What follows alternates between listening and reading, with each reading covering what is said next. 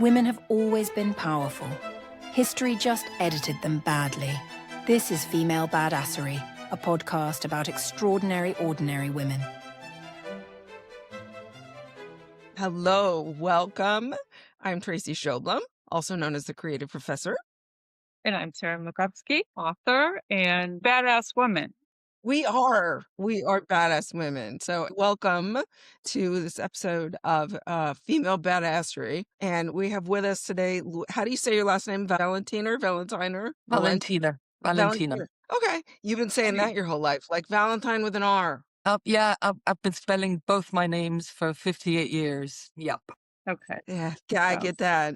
So we're kind of a generation, the three of us. So how we usually start, I say usually, we've been doing this for just a few weeks, and we are getting ready to put them into the world on International Women's Day. Manfred is in Berlin, and he said they're everywhere. There's signs everywhere. It's a real big thing in Germany. So I don't know if it's like that in Denmark or in Scotland. But before we get into those deep questions, could you tell Tracy how we know each other? Yes.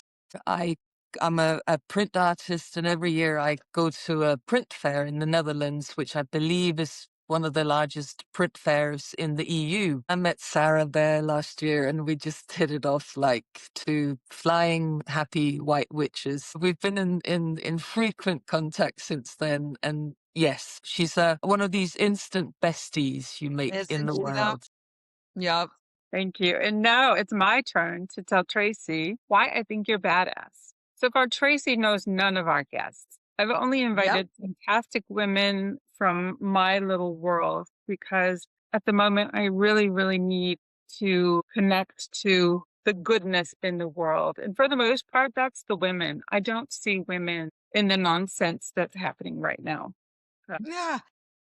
So Exactly. we're taping this on when another round of shit has hit the fan politically. So why I think Luise is badass. I met her at this print show. She is technically a friend of my husband's, and he is very protective of that. And he wants me to be very careful not to mess up with Luise, who is for him one of the coolest people on the planet. She is originally from Denmark. She probably has something to say about the whole Denmark-Greenland thing, but she's been living in sunny Scotland for the past decades and is now moving her entire studio, her entire life. Her French husband, I believe, they are moving to a Danish island. Cool. Yes. She's invited us to be there too. So we might run away and join the circus after all. I'll start packing after I get off this. That's cool. I have to say, it's an island that's 100% reliant on its own renewable energy sources. Woohoo! There you go. I mean, how many wars would men start if we started taking renewable energy seriously? Right. Sarah, don't reach for the pills yet. So I find Luise really, why we connected right off the bat, because of course she's obviously a gorgeous, really intelligent, fun woman, but I also really liked her artwork.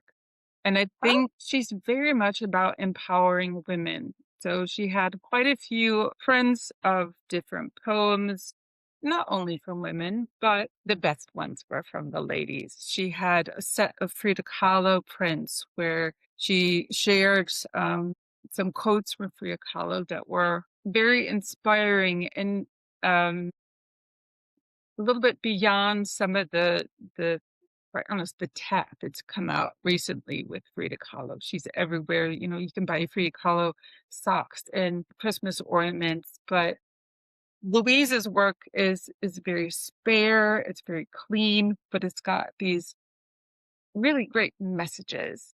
And so that's why I thought she's a really interesting person. And it'd be interesting, especially for people that we know who might listen to our podcast. What is it like making a creative life for yourself? Why are you in Scotland? Why are you leaving Scotland? What is happening with Prince? I will hand over to Tracy because she is an expert on creativity.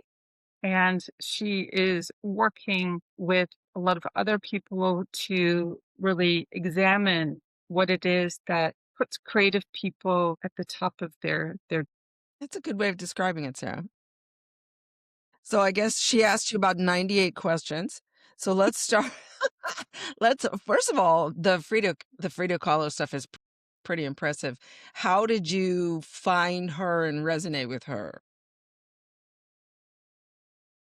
I first heard about her from a fellow student when I studied journalism in Aarhus, the second city of Denmark. I've got a bachelor of journalism in journalism, and she said that she was her favorite artist, and I said, "Who?" And this is about 40 years ago, and since then I've read a lot of biographies of hers. Initially, a couple of years ago, printed one of her quotes, the one about drowning her sorrows in alcohol, but the bastards have learned to swim. And when I was before I was printing it, I was trying to verify in different places the correct words in Spanish and in English, and I came across that other quote of hers that I thought was even more powerful: "Fragile like a flower, I'm fragile like a bomb." And I thought, I've got to print that one too. And then I sort of put it together. In terms of art, my parents took me to art galleries and gallery openings and museums all my childhood. So I've had that in with the birthwater. But in terms of provocation and or hard quotes, that's something that's just come really quite easily to me in life, because there's so much in this world to protest about and to be angry about. And yeah, so That was actually going to be sort of my next direction with the conversation, which is when Sarah mentioned something about our current political climate, you instantly lit up and said what you said about, imagine if women were running things and if we had sustainable energy, how many people would be starting wars over that.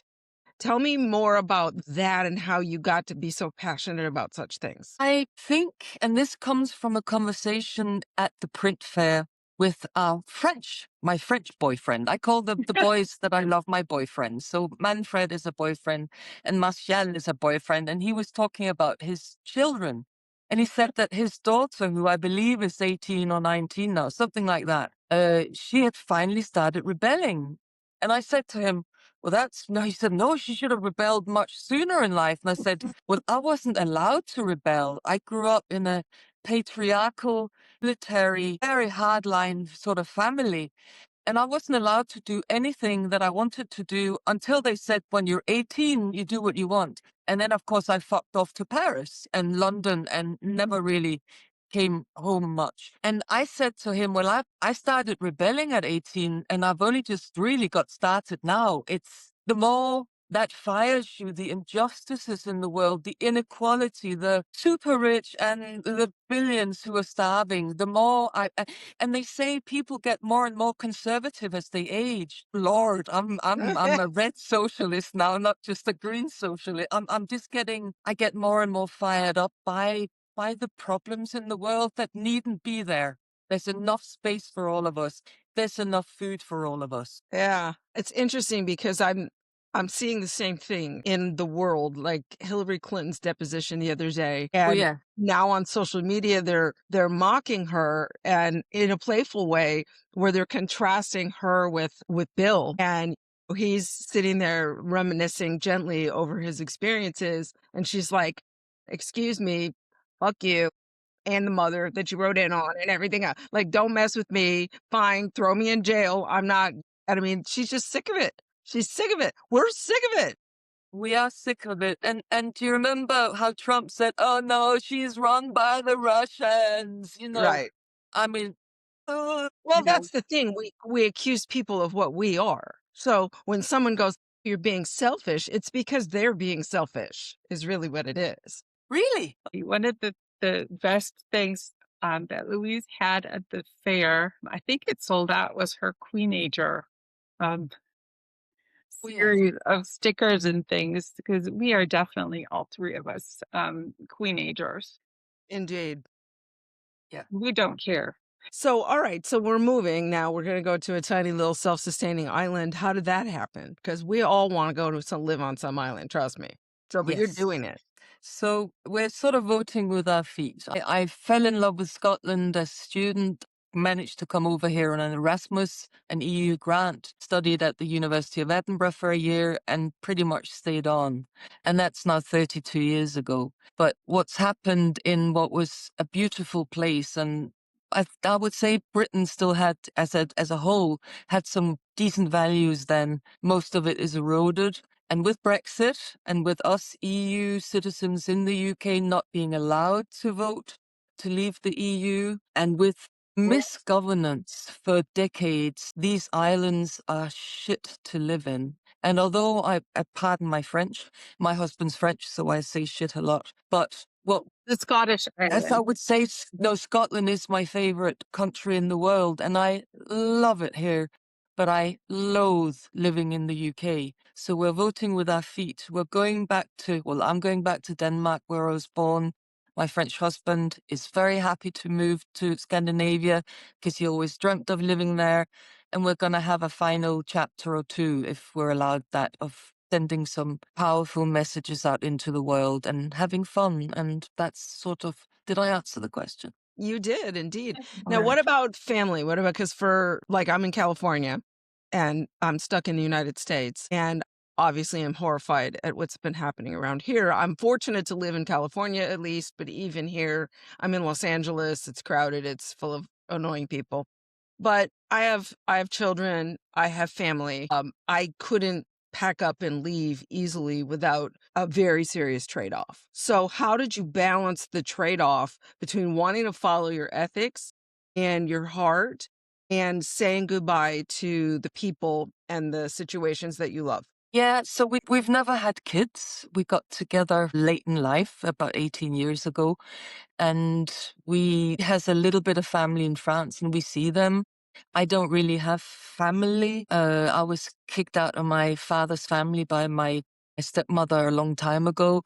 And so if she ever actually walks into my gallery on the island we're going to, I'm going to throw her out with love. But it's not been that difficult because it is just the two of us and our dog Bowie. And he'll be happy to move with us. And once we're in place, we would like to have another dog. We used to have two. Yeah, It's more actually for me. It's more after 32 years in Scotland. Is how do I set up business in Denmark? I've never been self-employed in Denmark. I have here for 30 years. How does it work? How does the tax system work? How do how do you get into society? But we'll cross those bridges when we get to them. I love it. And and we also know that our true friends here, they'll come and see us no matter where we are. We moved to a village 10 years ago exactly. I think it was yesterday or the day before, exactly 10 years ago. We didn't know a single person here. But village life has been fantastic. We've made some brilliant friendships, but we also know that those new friends will come and visit us, and that in another place we'll make new friendships because we're both a bit doolally, a bit benignly mad, and we talk to everybody. And that's a very Scottish thing, actually. You talk to people in the bus or at the bus stop or in the street, and we'll find our feet and we'll make new connections. We're not worried about that part of it. How large is this island? I don't know, maybe 20 kilometers by 7 or 8. And it's only got about 4,500, 5,000 people who live there full time. But it's got hundreds of thousands of tourists who pass by every year.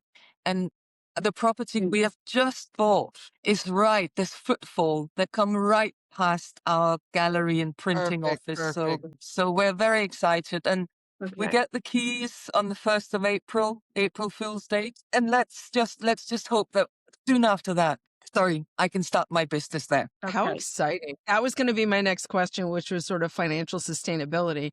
So while you're following your heart and you're doing all of these things, you're also attending to the practical aspect of how do I translate a successful, thriving business in one location to another. But it sounds like you've really proactively thought about how to make that work, which is obviously important. Good. I have, and you can find so much stuff online these days, unlike when we were young. And I've Right. got a sort of a business manager help already in the region who has been guiding me towards links and how to network. And apparently the most important thing for me is to find an accountant. So a Danish friend of mine sent me a link to his, and then, I mean, like that. It's all happening, but it's like juggling quite a few balls at the moment. But Okay. it's okay. We're Do you get- women. We can do that. Do you get scared? Are you a little scared? Yeah. You know, at sort of 3:30 in the morning when the blackbirds peck at my brain. Yeah. You think, what the But hell am I doing? again, it's all relative, isn't it? We're not in Gaza, or we're Yeah. not in Iran, we're not in Ukraine. So our little problems, do my tits look big in this or whatever?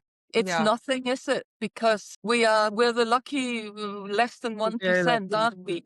Even when our shit hits the fan, we're still the lucky ones.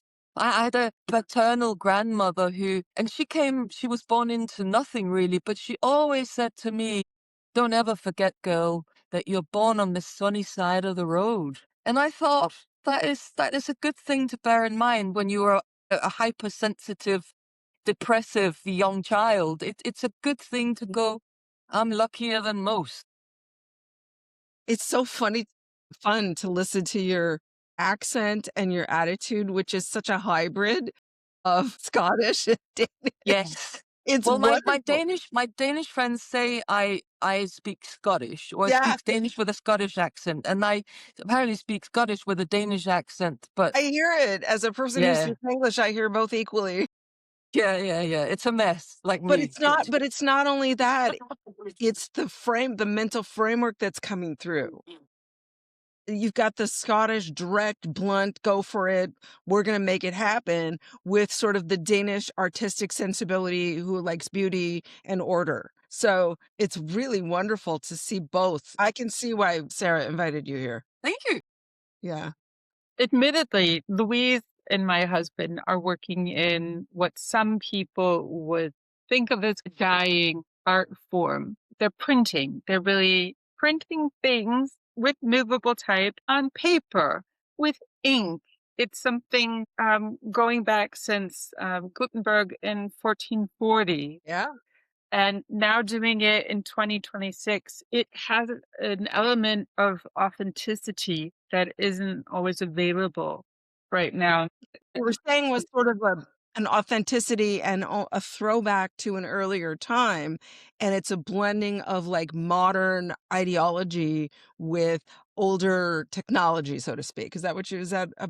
Yeah. Yeah. And it's, the whole thing with the print is that you can feel it. And I can really imagine people spending their holiday on a Danish island wanting to get back to analog, get away from digital and just this cacophony of images and sounds and things that are coming at us at the moment, news and social media. So I'm excited to see what happens next. Yeah, I'm not very good at working in companies and working 9 to 5 and things. I'm actually pretty unemployable after 30 years of running my own agency. Me I too. did set up my own graphic design agency, Trigger Press, and I ran it for 20 years and then 21 years. And then 10 years ago, I discovered letterpress printing at a print museum in the Scottish borders. And I instantly knew I was going to move in this direction. And it very much to me was going back to basics. I don't have an art school education. I'm a journalist, Yeah.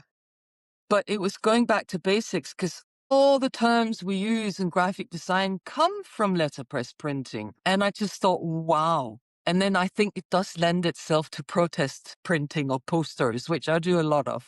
I love that. I'm just having so much fun talking to these fantastic ladies I know from all over the world. I'm writing a new book, which is completely female focused. I'm going to go through our lightning round of questions because I think we're going to have a few very interesting responses. Okay. I'm excited. This is just quick fire, easy questions. Before I do that, I did forget to ask, how do women react to your work? I watched some at the print fair, and I know I was like, want. It's mixed. as my relationship with women is also mixed, because I am a believer that we must never do anything that hurts our fellow sisters, because they've worked as hard as we have, and so have their mothers and their grandmothers to get to where we are. And so it's a no-no for me to be bad towards another sister. I call people my brothers and sisters. And I get a twofold of reactions. It's either, wow, ooh, I'm gonna get one of each, or they back off a bit and they whisper in a girlfriend's ear or in a husband's ear, and then they move away because it's probably too direct. Yeah, it's not And for everybody. possibly those women don't know that they have every bit as much of a right to do what they want to do in life, but they, like the rest of us, have been told they can't because they're women, inferior, the weak sex, blah, blah, blah, blah, you know. So I get both, and it's okay. The reason why I called my company Trigger Press is that I am someone who triggers. It can be good and bad reactions in people. I've been Yeah. like that all my life. It's not been a choice, but with age, you can learn to reel yourself in a little bit and know what you're about to do or say, and then you can stop yourself. So, but when I was younger, I was even more blunt than I am now. So you can imagine the explosions I might have set off. So, but I think that even a bad reaction to something I do is a reaction that I can learn from. That's right.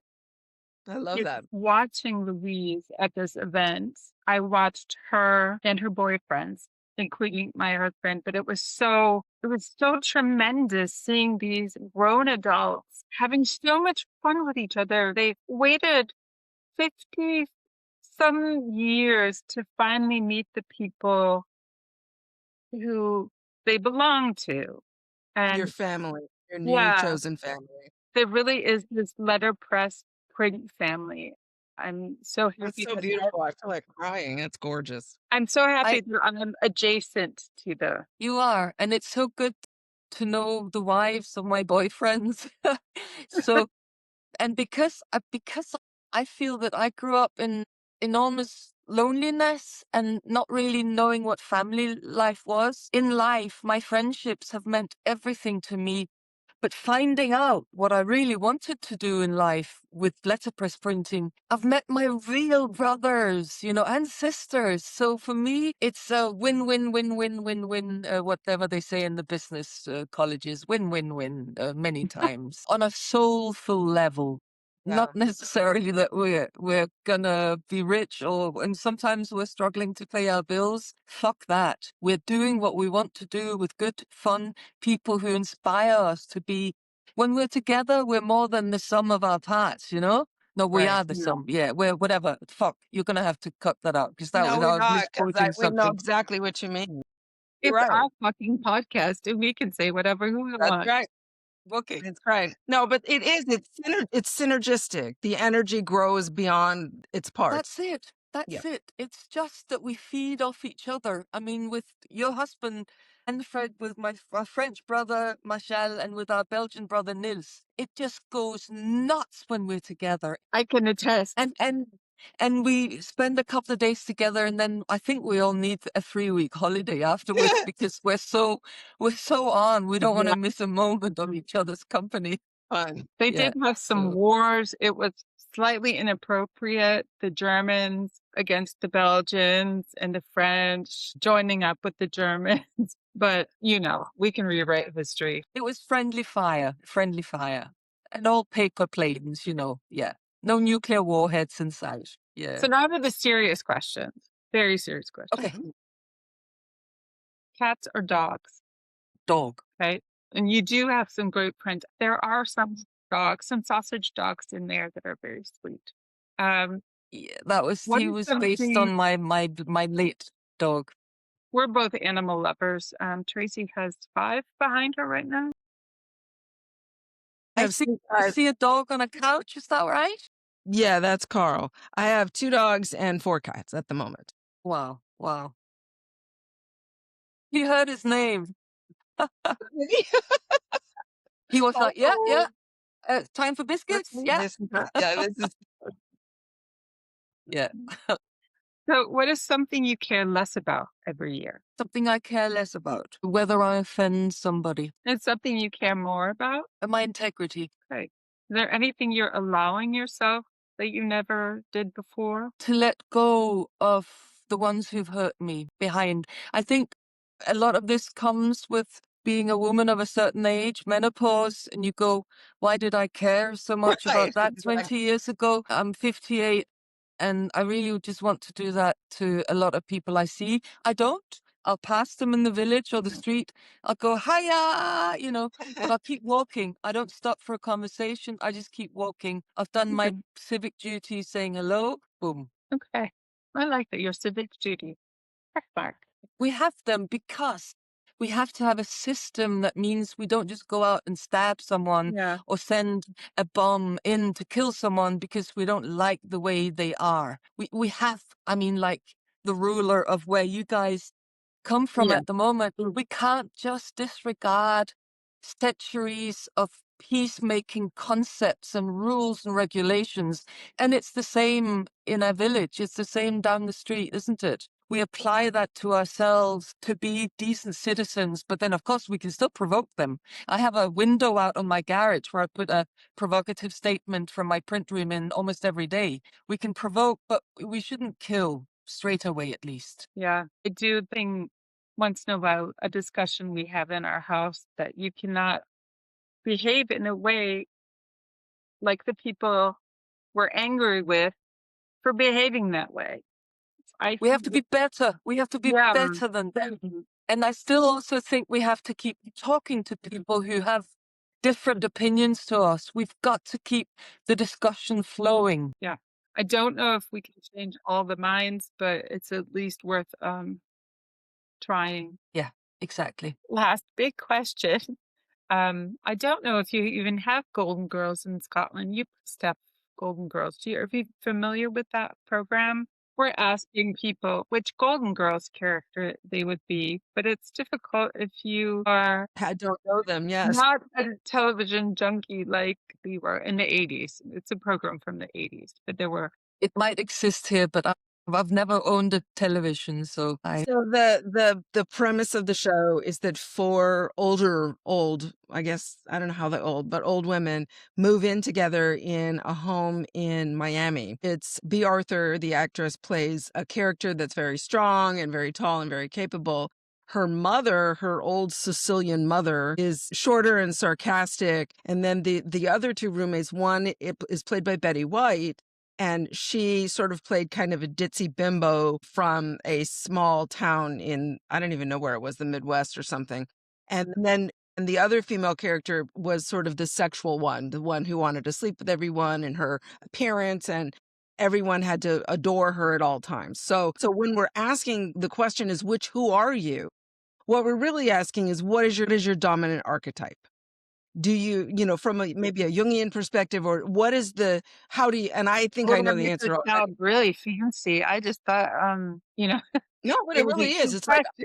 all the female archetypes that exist, which one is your dominant style is really the question. So The I'm nun, definitely the not whore, definitely mother. not the sexy one. Okay, No, so you're not we'll a throw plant. her out. I might be a dominant Sicilian mother because I have Yeah. a lot of opinions. And So she's very direct. Yeah. I can, yeah. And what else? Yeah, you've lost me already with the other No, two. that's okay. So Rose is sort of the ingenue. She's kind of a little bit of a naive bimbo. She doesn't understand how things work. That's not you. May not be me. No, I No, mean, not I at am a natural blonde, but Indeed. Well, I was too back in the day. And so then the B.